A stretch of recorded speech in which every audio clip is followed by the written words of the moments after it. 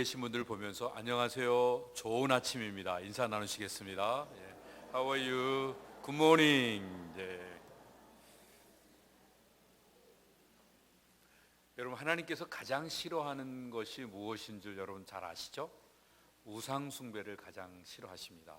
근데 왜 하나님께서는 유독 하나님만 섬기라고 말씀하실까요? 어떻게 보면 너무 이기적이고 하나님이 뭔가 자신감이 없으신 듯한 느낌으로 생각할 수 있는데, 사실은 우리를 너무 사랑하시기 때문에 하나님만 섬기고 우상 숭배를 하지 말라고 말씀하신 겁니다. 왜냐하면 우상은 우리가 만든 건데요, 우리가 만들었으니까 우리보다 힘이 없겠죠.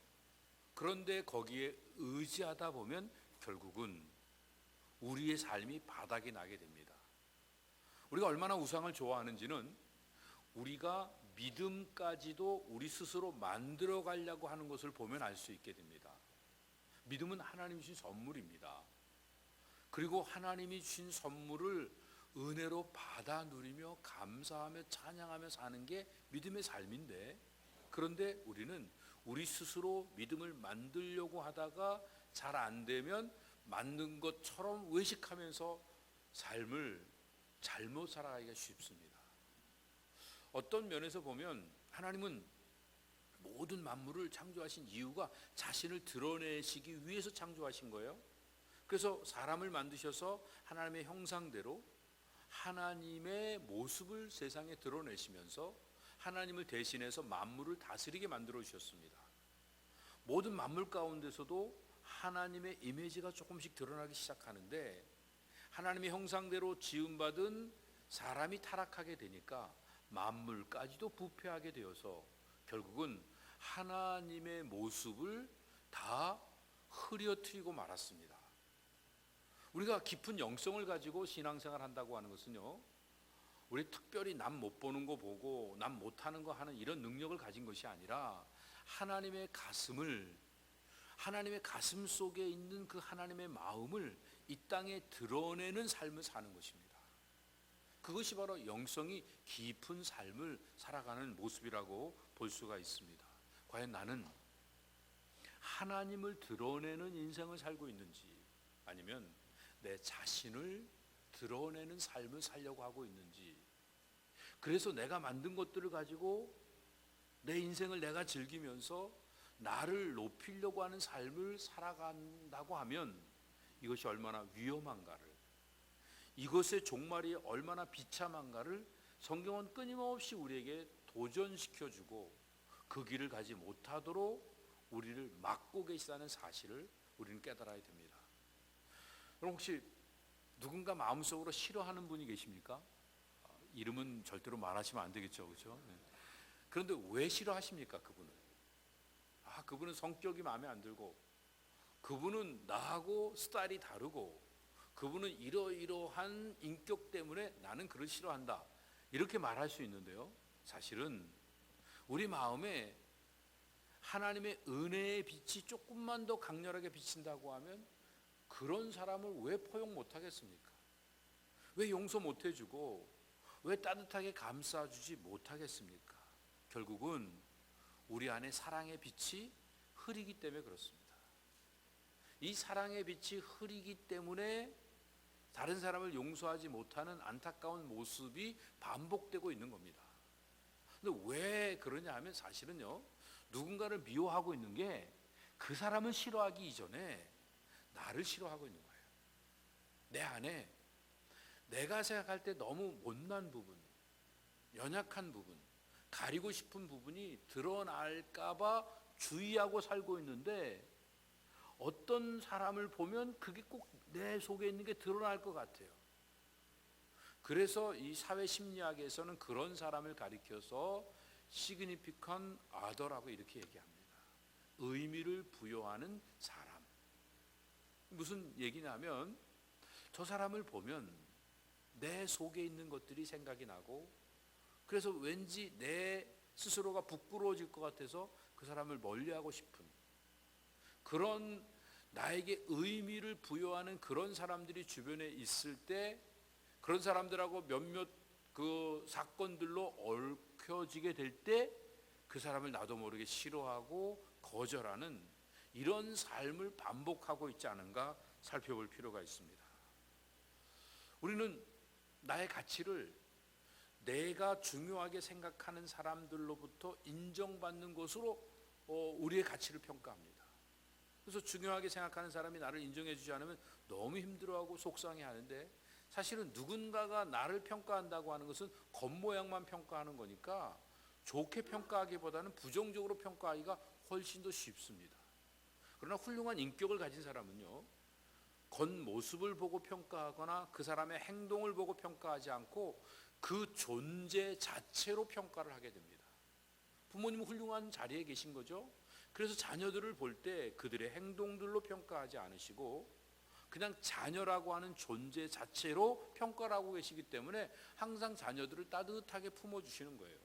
마찬가지로 하나님께서도요, 우리의 행동들로 우리를 평가하신다고 우리는 다 죽어야 되는 사람들이고 하나님 앞에 감히 설 수 있는 사람들이 아무도 없는데 하나님 우리의 존재로 평가를 하십니다. 하나님 앞에 설 수 있는 존재는 예수 그리스도로 인하여 거듭난 인생, 예수 그리스도로 인하여 새 생명을 가진 자가 하나님 앞에 설 수 있게 됩니다. 예수 그리스도 앞에 거듭났다, 새롭게 산다 하는 그 의미를 우리가 어떤 특별한 것으로 생각하는 게 아니라 내가 나를 붙잡고 있으면 나는 지나가는 겁니다. 내가 생각하는 것도 지나가고요, 내가 행동하는 것도 지나갑니다. 여러분 한번 생각해 보세요. 내가 생각하는 내가 진짜입니까? 내가 행동하는 내가 진짜입니까? 참 어렵죠? 누군가를 도와주고 싶어요? 도와줄 생각을 가진 게 진짜입니까? 실제로 도와준 게 진짜입니까? 이 두 가지가 합쳐져야 됩니다. 그런데 생각하는 것도 지나가고 행동하는 것도 지나가지만 내 안에 말씀이 들어와 있어요. 하나님의 약속이 들어와 있어요. 하나님의 그 생명의 말씀, 하나님의 형상이, 하나님의 사랑이 부어져서 그 사랑을 따라서 생각하고 그 사랑을 따라서 행동했다고 하면 그것은 그 사랑의 행동과 그 사랑의 생각이 영원히 같이 연결되어지면서 영원토록 남게 되는 겁니다. 허무에 굴복하고 썩어짐의 종로로 타는 세상의 헛된 삶을 사는 게 아니라 영원히 썩지 않고 쇠하지 않는 아름다운 것들을 간직하는 모습으로 남을 수 있게 되는 겁니다. 이러한 놀라운 능력을 가진 삶을 뭐라고 말하고 있습니까? 이것이 바로 거듭난 삶인 것입니다. 하나님의 다스림을 받으면서 거듭난 삶을 살아가는 자, 그런 자들을 하나님의 자녀라고 말합니다. 하나님께서는 하나님의 자녀들이 하나님의 나라에서 하나님의 특권을 누리며 살아가기를 원하고 계십니다. 그래서 예수님을 통해서 이 세상에 하나님 나라를 세우셨습니다. 그리고 거듭나지 아니하면 하나님 나라를 볼 수 없다고 말씀하시고, 내 생각을 따라 사는 것도 아니고 내 행동을 따라 사는 것도 아니고 하나님의 말씀을 따라 하나님의 사랑을 따라서 생각하고 행동하는 거듭난 삶을 사는 자가 아름다운 삶의 자리에서 움직이게 될 때 하나님의 나라를 누리며 살아갈 수 있게 되는 것입니다.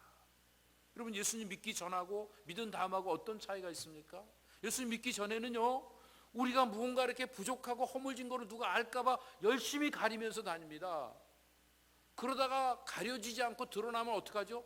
열심히 변명합니다. 내가 왜 그럴 수밖에 없게 되는지. 아니, 나만 이루고 사냐? 다들 이루고 사는데 이게 무슨 문제가 되느냐? 그러면서 허물과 죄를 가리는데 우리의 에너지가 소모가 되어집니다. 그러나 예수님 믿고 난 다음에 예수님 안에서 자유함을 누리게 됩니다. 나는 연약한 존재인데 주님이 나를 사랑하셨습니다. 나는 죄인인데 주님이 내 죄를 대신 십자가에서 해결해 주셨습니다. 이 은혜에 감격해서 오히려 나의 연약함을 주님께 맡겨드리고 연약함을 인정하면서 긍휼의 마음을 가질 수 있게 되고 하나님의 도우심을 간구하는 자리에 서게 됩니다. 이게 바로 하나님 나라의 삶을 사는 모습입니다. 나는 연약하지만 나를 구원하신 하나님의 은혜에 감격해서 내가 잘난 걸 증명하려고 하지 않고 못났음에도 나는 기뻐하고 즐거워할 수 있고 행복한 삶을 살 수 있다는 사실을 나타내며 삶을 살게 될 때 하나님이 다스리는 하나님의 나라에서 영원한 생명의 복을 누리게 되는 줄로 믿습니다. 그러나 이것이 겉사람으로는 누릴 수 없어요. 왜냐하면 우린 욕망의 노예가 돼서 끌려다닐 수밖에 없기 때문에 그렇습니다. 사실은 겉사람으로 사는 사람은요, 아무리 잘 살아보려고 해도 결국 보면 실패하잖아요. 잘 살아보려고 애를 쓴 만큼 더 큰 상처가 남을 수밖에 없게 됩니다.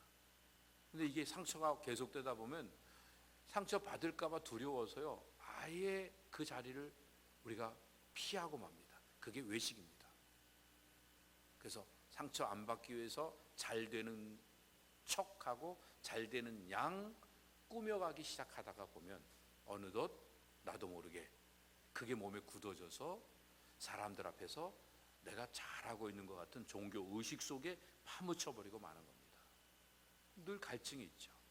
그러나 나의 연약함을 인정하고 주님의 용서하심을 경험하면 그러면 우리는 자유롭게 인생을 살아갈 수 있게 됩니다. 우리가 이렇게 공동체로 모여서 추구해야 되는 진정한 구원이 뭘까요? 나는 몇 월 며칠 날 구원받았다, 넌 못 받았지, 이런 거 구별하는 게 아니라 지금 눈에 보이는 내가 진짜 내가 아니거든요. 그게 다가 아니란 말이에요. 앞으로 아름답게 만들어질 나를 믿음으로 바라보는 일들이 필요한 거예요. 나뿐만 아니라 우리 형제 자매들도요, 지금의 연약하고 어리석은 모습들이 다가 아니에요. 그게 아름답게 빚어질 거예요. 잘 되어질 거예요. 그거를 하나님 안에서 말씀으로 역사하고 계시단 말이에요. 성령님이 지금도 이끌어가고 계시단 말이에요. 그걸 바라보고 그 하나님을 기대하며 하나님께 모든 것들을 의뢰하는 믿음의 공동체가 바로 교회인 것입니다. 근데 교회에서조차 잘하고 잘못하고 판단하고 비판하고 그리고 잘난 사람 못난 사람 하이 클래스 로우 클래스를 나눠놓고 그리고 구분을 짓는 일들이 아무런 불편도 없이 계속 행해지고 있다고 하면 주님이 서실 자리가 어디겠습니까? 과연 교회가 주님이 머리가 되시는 주님의 몸이라고 이렇게 이야기를 할 수 있겠습니까? 우리가 주님 안에 있다고 하면 실수를 하면 할수록 오히려 더 불쌍히 여기고 긍휼히 여기고 애정이 더 많이 갈 수밖에 없게 되어집니다. 여러분, 몸이 어디가 아프면 그 부위를 더 많이 케어해야 되고, 우리 자녀들 중에 누군가가 연약하면 그 자녀를 더 많이 신경을 써야 되는 것처럼 우리 중에 연약한 자가 있고, 그러면 더 긍휼의 마음을 가지고 따뜻하게 대하는 것이 공동체의 모습인 것입니다. 나타나 있는 나와 그리고 생각하고 있는 나, 이것들이 같이 아름답게 연결되어지고 사랑으로 하나 되어질 때, 그때 우리의 삶은 온전해지게 되는 겁니다. 그것이 진짜 나가 되는 거예요. 그래서 의인은 믿음으로 사는 거예요. 우리가 무슨 행동을 가지고 노력해 갖고 잘 되어지는 사람이 그리스도인이 아니라 믿음으로 사는 사람들이 그리스도인인 거예요.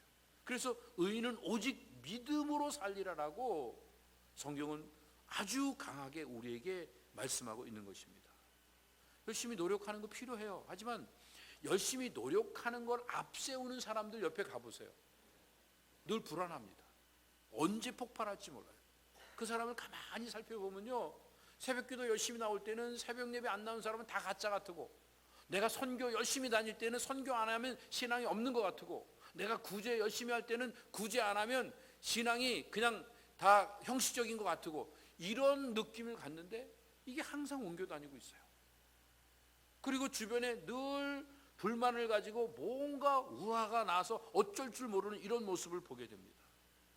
그러나 노력이 아니라 하나님이 주시는 은혜 가운데서 우리가 누구인가를 알게 되면 새로운 생각이 펼쳐지게 됩니다.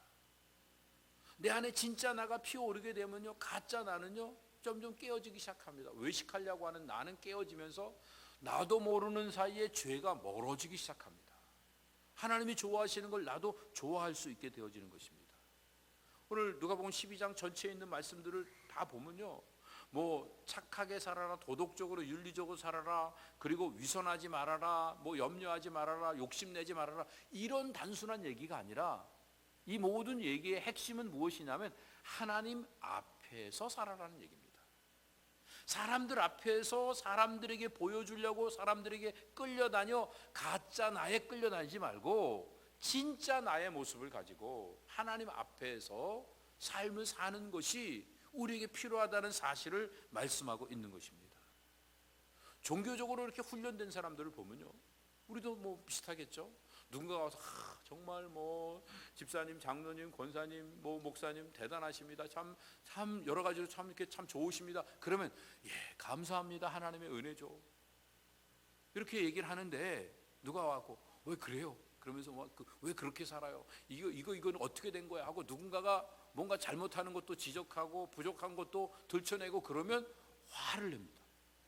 막 분노하고 그럽니다. 이게 맞는 얘기입니까? 여러분, 우리 가운데 잘된 것만 하나님의 은혜고 우리가 생각할 때 좀 부족하고 잘못된 건 하나님의 은혜가 아닙니까? 진짜 하나님의 은혜는요, 그 하나님의 은혜에 대한 믿음을 가지고 사는 사람은 잘 될 때도 하나님의 은혜라고 이야기하지만 아닌 것도 하나님의 은혜라고 생각하면서 우리 삶이 불편하고 힘든 것까지도 하나님의 특별한 섭리가 있을 것이라는 기대감 속에서 살아가는 이런 믿음이 우리에게 필요한 것입니다. 그래서 우리가 해야 될 일은 먼저 하나님의 나라와 의를 구하는 겁니다. 오직 하나님의 나라를 구하는 삶을 사는 게 이게 중요한 것입니다. 그러니까 예를 들면요, 어떤 왕이 사냥을 갔다가 길을 잃어버렸습니다. 그래갖고 그 잃어버린 길을 헤매다가 밤이 됐어요. 꼼꼼한데 갈 데가 없어요. 그래갖고 이거 큰일 났다. 신하들하고 같이 잘 곳을 찾는데 저 끝에 불빛을 하나 보게 됐습니다. 그래서 그 오두막 집에 가서 요청을 하니까 자리를 내줘서 임금님이 그곳에서 하룻밤을 주무셨습니다. 그 다음날 아침에 일어나서 임금님이 그 집 주인을 불러서 나를 이렇게 더 대우를 해줬으니까 내가 뭐 선물을 줬으면 좋겠는데 나는 이 나라 임금이니까 뭐든지 원하는 대로 얘기해라. 내가 다 주겠다. 그랬더니 그 주인이 아이고 제가 임금님한테 뭘 더 바라겠습니까? 임금님이 이곳에 오셔서 주무신 것마다 저에겐 대단한 영광입니다. 혹 임금님이 다시 사냥을 나오시면 그때 또 다시 들려주시면 그럼 저에겐 더 바랄 게 없겠습니다. 그리고 임금님을 보내드렸습니다. 그랬더니 집 식구들이 나와갖고 난리가 난 겁니다. 이 절호의 찬스를 출세할 수 있고 돈 벌 수 있는 절호의 찬스를 놓쳤다고 집안 식구들이 그 주인한테 막 야단을 하고 화를 내고 막 그랬습니다. 그리고 이제 뭐 욕을 먹으면서 그러고 지나고 있었죠. 며칠이 지났습니다. 밖에 나가서 보니까 저 끝에 길이 닦여지는 거예요. 조그만 오솔길 같은 길들이 넓은 길로 이 가마가 다닐 수 있는 말이 다닐 수 있는 넓은 길로 이렇게 바뀌어지는 거예요. 그래서 그런가 보다 그랬어요. 조금 있더니 사람들이 무슨 목재니 이런 거 잔뜩 싣고 와갖고 집을 갖다가 다 바꿨어요. 그래갖고 집에 그 모든 것들을 갖다가 이렇게 기와집으로 아주 으리으리하게 만들었습니다. 그러고 있더니 또 창고가 가득 채워져요. 나중에 알고 봤더니 임금님이 사냥을 오시기로 한 거예요. 그래갖고 그 오두막 주인은요 평생 호의호식하며 살았다는 얘기가 있습니다. 이게 사실인지 아닌지 확인할 길은 없지만 제가 여러분들에게 말씀드리는 거는요, 여러분 하나님의 것을 구하면 한 번으로 끝나지만 하나님을 구하면 평생 넘치는 은혜 가운데 살게 될 줄로 믿습니다.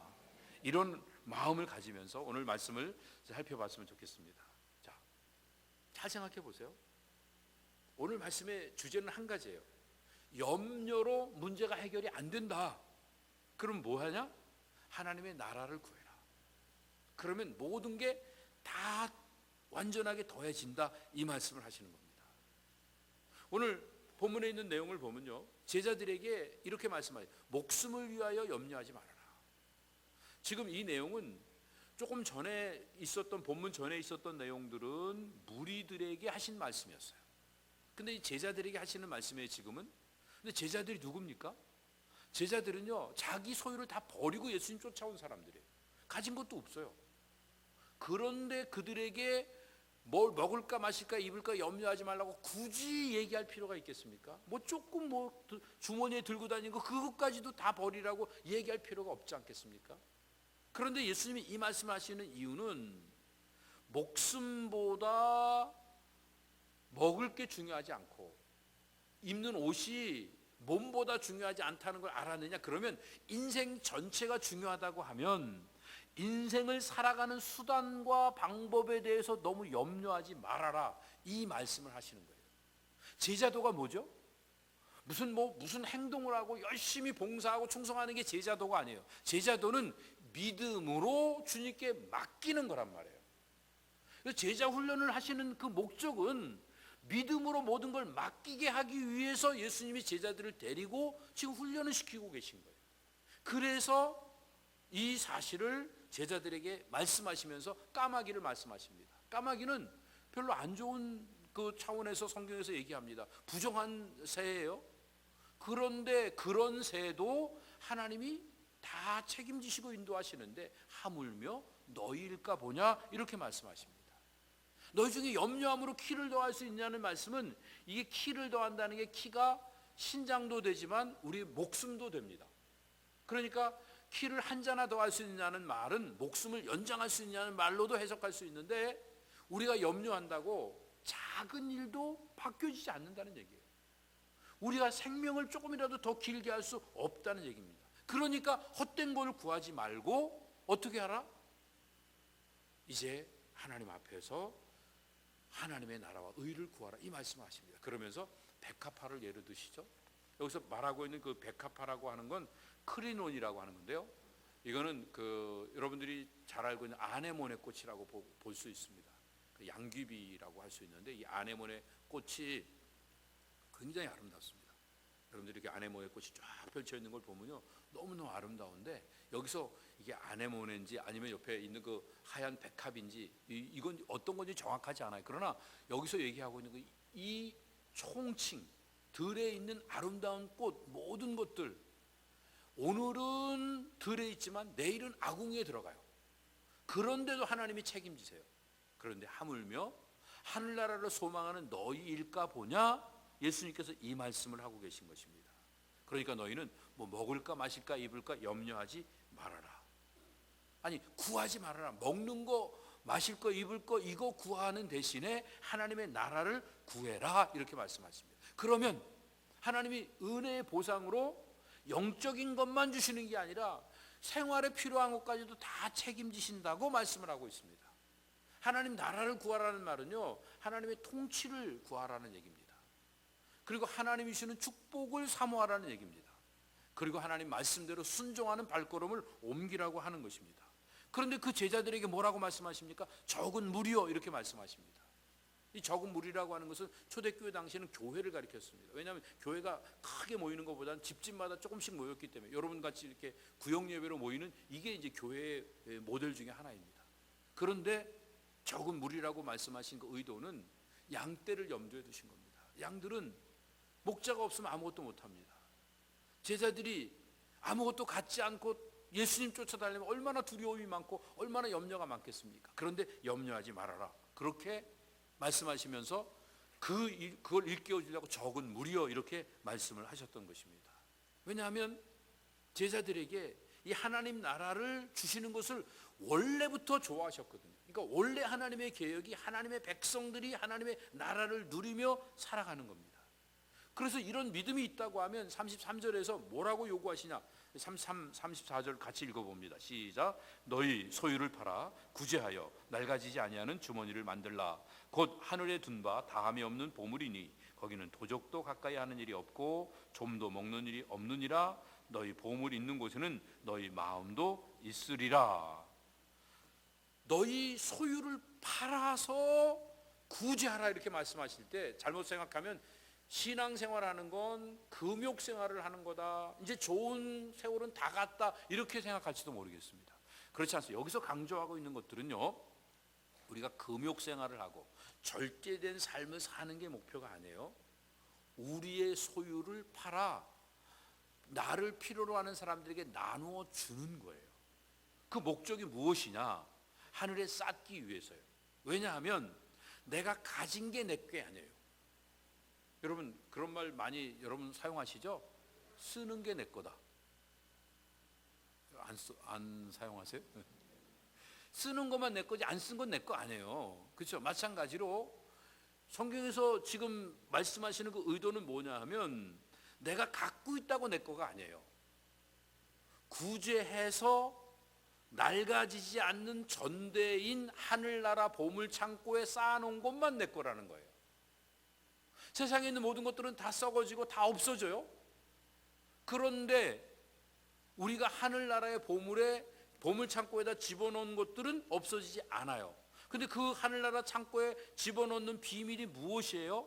그것은 주변에 있는 사람들의 필요를 내가 채워주는 겁니다. 내가 내 필요를 채우며 살아가는 건 세상에 흔적이 안 남아요. 아무런 상급도 없고 아무런 보상도 없어요. 그런데 다른 사람의 필요를 채워나가는 것들은 하늘에 반드시 상급이 쌓여요. 나그네를 대접해도, 선지자를 대접해도, 어린 아이를 대접해도 반드시 하늘에 상급이 쌓인다고 약속을 해 주신 것입니다. 그래서 여기 있는 그 표현을 보면 마음이라는 단어가 너희 마음도 보물이 있는 곳에 있다. 이 마음은 어떤 곳이냐 하면 바로 내가 물질을 섬길 것인가 하나님을 섬길 것인가를 선택하는 장소가 마음이에요. 나는 어디다가 내 인생을 투자할 것인가. 이렇게 권고하시는 의미는, 우리 인생의 의미는 소유의 유무나 정도에 있지 않고 소유가 있다는 그 자체가 어디에 소유가 있느냐에 따라서 우리의 마음이 있는 것도 달라진다는 얘기입니다. 땅에 소유가 있는 사람은 땅에 마음이 있는 거니까 썩어져 없어질 거고, 하늘에 소유가 있는 사람은 하늘에 마음을 두게 되니까 영원한 삶을 살게 될 거다. 이 말씀을 하고 계신 것입니다. 이것을 가르치시기 위해서 예수님께서는 참새, 까마귀, 새, 백합화, 꽃, 들풀 이렇게 많은 것들을 예로 드시면 이런 것도 입히시는데 하물며 너희일까 보냐 이렇게 말씀하신 겁니다. 우리가 정말 하나님 앞에서 하나님이 우리의 삶을 책임지신다는 믿음을 가지면서 예수님도 부인하지 않고 성령님의 인도하심도 거절하지 않고 인생을 살아간다고 하면 우리 인생은 성령이 책임져 주십니다. 그런데 먹을까 마실까 입을까 두려워서 예수님도 팔아먹고 성령의 역사하심도 거절하고 부인하고 그러면 결국은 멸망의 자리에 떨어질 수밖에 없다는 것을 성경이 말씀하고 있습니다. 어떻게 보면요, 믿음을 가지고 하나님 나라를 누리면서 하늘의 전대를 쌓고 사는 사람은 땅에 곳간을 늘릴 필요가 없고 창고와 또 비밀스러운 골방을 만들어야 될 필요가 없다고 하는 것입니다. 이 하늘나라의 비밀을 깨닫고 사는 사람은 모든 것들을 수용하면서 살아갈 수 있게 됩니다.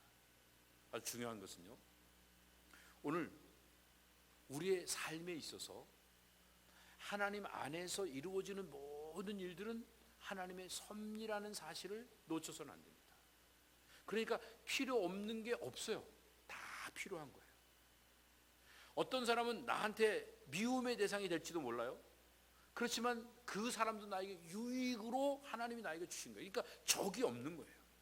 적도 나에게 유익이고 소용이 없는 것도 다 소용이 있게 되는 겁니다. 그러나 뭐가 전제가 되어야 되냐면 중심의 진실함과 자원함으로 행한 것만 세상에 남게 됩니다. 강제적으로 뭔가 강압되어서 한 일들은 의미가 없어집니다. 이게 무슨 얘기냐면 염려하고 걱정하고 근심하면서 한 일들은 아무것도 남을 게 없어지는 거예요. 그런데 진실함을 가지고 하나님께 내어 맡기면서 그 진실함 속에서 자원함으로 하나님 앞에 내 자신을 내어 드리는 이런 삶의 자리에 선 것들은 그대로 다 남는 거예요. 우리 인생의 문제는 딱 한 가지예요. 열심히 살았는데 아무것도 없는 거. 여러분 이민 오셔서 50년 40년 이렇게 사셨는데 열심히 하루도 안 쉬고 열심히 일했는데 남은 게 없어요. 집도 한 칸 없어요. 얼마나 속상해요. 답답하고 힘들죠. 그런데요, 이거는 그냥 물질적인 거지만 우리 인생 자체가 80년, 90년, 100년을 살았는데 nothing, 아무것도 없어요. 허무에 굴복하고 썩어짐의 종로로 타는 게 다예요. 그럼 얼마나 비참합니까? 이 허무를 극복하는 유일한 비밀은 아무리 작은 것도 사랑으로 행한 거는 다 남는 거예요. 그런데 염려로, 근심으로, 시기로, 질투로 경쟁으로 행한 것들은 아무것도 남는 게 없는 거예요. 그러나 우리가 아무리 작은 일을 했고 아무리 정말 다른 사람이 알아주지 않는 무지랭이 같은 삶의 자리에서 늘 쳇바퀴처럼 맴도는 똑같은 삶을 50년 80년 반복해 살았다고 할지라도 늘 사랑하고 섬기고 이웃들에게 나눠주는 삶을 산 거는 하늘나라의 상급으로 가득 채워지고 이 낡아지지 않는 이 보물 이 주머니에 가득 채워진 이런 놀라운 그 결과를 가질 수 있게 되는 것입니다. 이제는 더 이상 내 마음대로 육의 욕망을 채우기 위해서 거짓을 쫓아가는 허무한 인생을 끝냈으면 좋겠습니다. 우리 모두가 주님의 뜻대로 우리 영의 소원을 이루기 위해서 하나님의 약속을 붙잡고 그 약속을 따라가는 영원한 삶을 살아가는 베다니 성도들 되시기를 예수님의 이름으로 축복합니다. 인생에 늘 입으로는 주여 주여 이 얘기를 하잖아요. 그렇죠? 우리가. 그런데 머릿속엔 입으로는 주여 주여 그러는데 속으로는 돈이요 그러는 거예요. 그러다 보니까 사람이 돈 사람이 돼요. 그죠? 그래갖고 얼마나 이 세상 사람들이 미쳐 있습니까 다들. 결국 원인이 뭐예요? 입으로는 주여 그러는데 돈에 미쳐 있는 거예요. 거기에 끌려다니고 있는 거예요. 이 모습이 죽어야 됩니다. 우리 세포는요 날마다 죽어요. 그래야 새 세포가 살아나요. 근데 안 죽는 세포가 있어요. 뭐라 그러죠? 끝까지 안 죽는 세포가 암덩어리예요. 안 죽으려고 그러는 게. 안 죽으려고 그러면 암덩어리가 되는 거예요. 우리 이고가 죽어야 돼요. 안 죽어요. 그럼 영이 피폐되어질 수밖에 없게 되는 것입니다. 세상에 존재하는 것들 중에 가장 자기 마음대로 못하는 존재가 누구실까요? 제가 문제를 잘못 냈네. 뒤에다 누구실까요? 그래갖고 답이 하나님인가 보다 이렇게. 하나님이십니다. 왜냐하면요 하나님의 뜻대로 하나님이 행하시면 지금 다 죽어요. 우리 다 불바다돼서 심판받고 끝나는 거예요. 그런데 당신이 원하시는 대로 조금 더 못하세요. 그런데도 제일 행복하신 분이 누구실까요? 하나님이세요. 왜요? 자기를 다 내주셨으니까. 행복이 어디 있다고 생각하십니까? 내가 원하는 대로 못해서 불행하다고요? 아니요.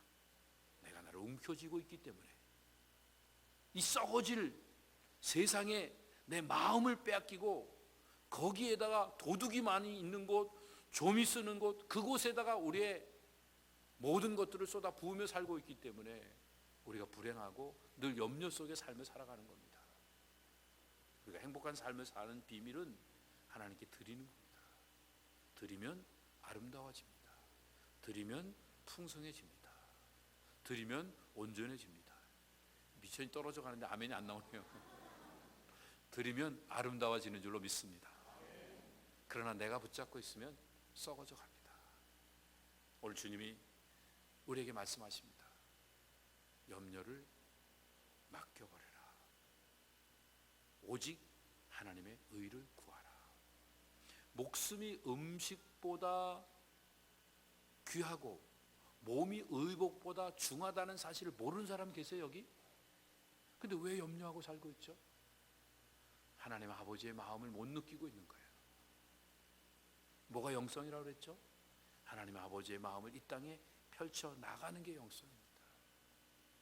하나님 우리를 사랑하시기 때문에 우리를 책임져 주십니다.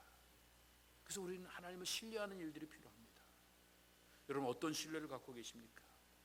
오늘 성경에 보면 본문 속에서 세 가지 신뢰를 요구하고 있습니다. 하나님의 돌보심을 신뢰하라. 하나님이 주신 특권을 신뢰하라. 하나님에 대한 미래를 신뢰하라. 여러분 하나님 우리의 인생을 끝까지 돌봐주실 것을 믿으십니까?